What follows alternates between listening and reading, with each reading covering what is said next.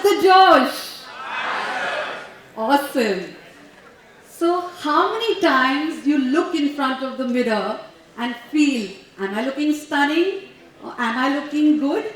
Or a lot of times you go for this party and you feel that I'm not looking appropriate. I would like to ask all of y'all one question. What is your style quotient? From a scale of 1 to 10, what number will you give it to that? Okay, everybody has thought of the number?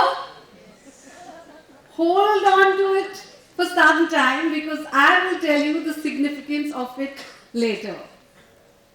So image management is not just about fashion. It starts from a journey from our body image. When we are just 2 years old, 3 years old, and when we look in front of the mirror and we see, oh, am I looking nice? Am I looking good? And then when your self-image builds up and your parents tell you, you know, you just look like me, or you're doing so well in your studies. And that's where your self-esteem comes. When people start complimenting you and saying good things to you, oh, you look so, you do this so well, or you do that so well. So that's where the validation happens. And that fuels up your self-confidence. And when you become self-confident, when you're getting so many compliments, that's where your self-competence happens. You start competing yourself, you want to just get better and better, right? And that's where the self-actualization happens.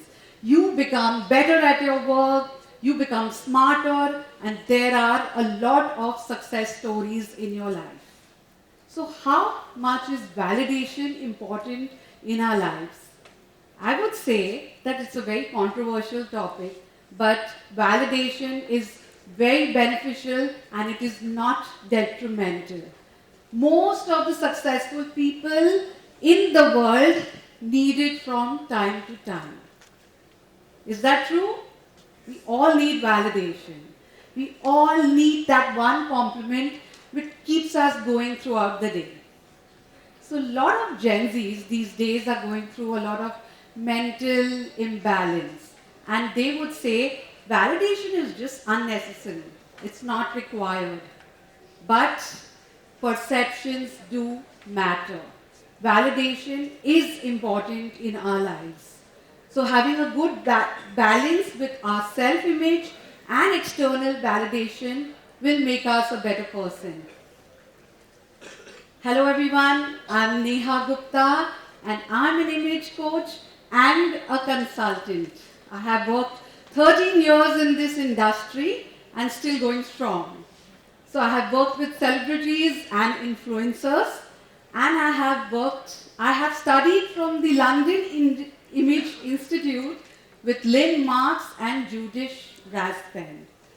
Let me tell you, the power of image management is really strong.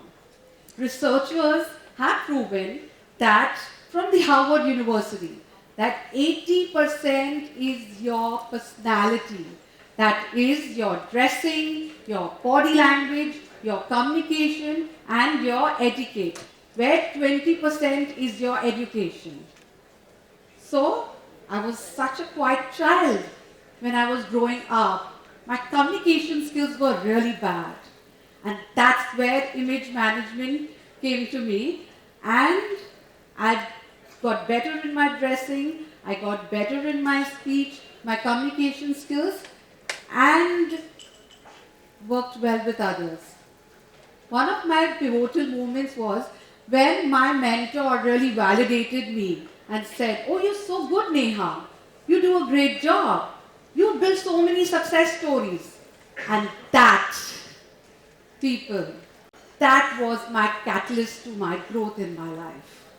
So as we reconstruct validation, I would like to say that I'm going to help you with 5 powerful tools. First one is balance. So self-perception and external validation should be in alignment.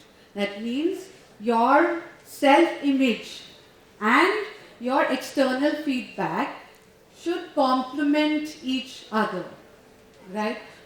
Do you all know about the symbol, the yin and the yang? How many of you all know about the yin and the yang? Okay, yes, a lot of you all know the yin and yang.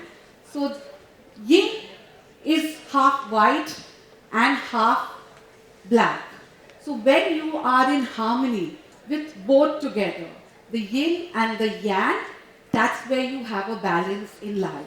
You should not have too much of yin, that is your self-image, or what you think about yourself, or too much of yang, which is your external validation. We all see the table, right? The table has 4 pillars. One pillar is for work. The other pillar is your social life. The third pillar is your spiritual life. The fourth pillar is your personal life. And even one pillar shakes, there's a disbalance in your life, right? So we need to be like that table where there is no disbalance. The second one is overcome your fear. Tell me, what is one of the biggest fears in the world? Does anybody know what is the biggest fears in the world? It's public speaking.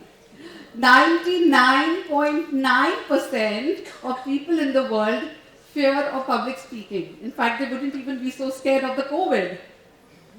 Yes, so public speaking can really scare people out. So overcome that fear. Overcome. Come out of your comfort zone. Try to work on yourself. I did that too. Once I was called for this meeting with 250 MBA students. And I tried to chicken out. I said, I don't want to go up there. So the authorities told me, no, you will have to sit down. You will have to give that speech. It took me 2 minutes. It was very difficult, the first 2 minutes. But trust me, the rest was so smooth. I was just able to do it so gracefully. So come out of your comfort zone and overcome your fears. Then the third one is action. Can we do this activity, all of us over here? I think how many students over here? Around 200? Yes? So let's all put our hands up. Okay, and let's take it all round and round and round and round and touch our ear. All of us have touched our nose. I said ear. What did we do? Action speaks louder than words. Can I repeat that? Action speaks louder than words. So don't believe people, don't believe what they say. Believe in their actions. So for every action, there is an equal and an opposite action. Right. So if there is a positive action, there is a positive reaction. And if there is a negative action, there is a negative reaction. So if you're not able to move into your actions, take expert advice. Take advice from your teachers. Take advice from your principals. Take advice from your parents. They will guide you the right way. So have action in your life. Then I would say set clear goals. We all need to have goals in our lives, right? If you don't have goals, it's going to be just to mumble jumble. So pen down your goals. When you pen down your goals, your subconscious mind wants to believe it, that you will achieve it, right? So I would say you should have a 6-month goal, a 1-year goal, a 3-year goal, a 5-year goal. I would say even a 10-year goal and a 30-year goal. 30-year goal will be retirement, of course. Maybe you're living in an aged home. But yes, you could have that because you won't believe it. If you manage your goals, in 2-3 years, this I guarantee you that you will accomplish them. So, pen down your goals. Last, but not the least, I would say self-validation. What is self-validation? Is actually talking about your achievements, your acknowledgement, what you see yourself as, and not really waiting for external validation that, oh, somebody is going to say nice things to you, somebody is going to compliment you, only then you will feel good. But telling yourself all the time that I am good and I can do better. That is something like intrapersonal communication. Do you know what is intrapersonal communication? Intrapersonal communication is about talking to yourself. In 24 hours, how many hours do we sleep? 7 to 8 hours. The rest is, we are doing math over here. The rest is 16 hours. In 16 hours, 4 hours you might just talk to your friends, family, talk on the phone. But the rest, 14 hours, you're talking to yourself. And imagine if you are doing positive talk or negative talk. When you're sending positive energies to people, people will catch on to that energy because you're sending those messages to the universe and the universe will give it back to you.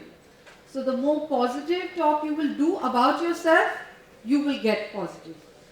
And people will be positive towards you. But if you keep on saying, I'm not good, and I can't do this, and I don't know how to do that, you will get it back. I come out my comfort zone a lot of times. I was such a quiet and a shy person, but after working on myself, I used to challenge myself every time. I was the worst among my batch when we started off. Like the most quiet. I used to tremble actually a lot of times. But I've seen, because I've been a go-getter, it has really worked for me. And now it's been 13 years in this journey. Right? Isn't it a big deal? Yes, I get that nods on your head. Thank you so much. So I haven't completed yet. Okay, thank you for all the claps. But I would say that whenever you're feeling low, stand in front of the mirror, okay, with your legs apart and your hands on your waist and say, I radiate confidence and grace and my smile is so captivating and I'm deserving of everything in my life with an open heart and an open mind. Right? So, coming back to the question I had asked her. From a scale of 1 to 10, how would you rate yourself? How would you rate your style quotient? Can we have the hands up who are above 5? Oh, amazing. Lovely. And below 5? Okay. Some hands. Okay, so if it's above 5, that means you are on a journey of self-validation. But if you are below 5, then you need self-improvement. Now, I would like to conclude and say that how would you validate me for my efforts? Was your time worth the while? Yes. Okay, great. I love your answers. So I would say embrace validation.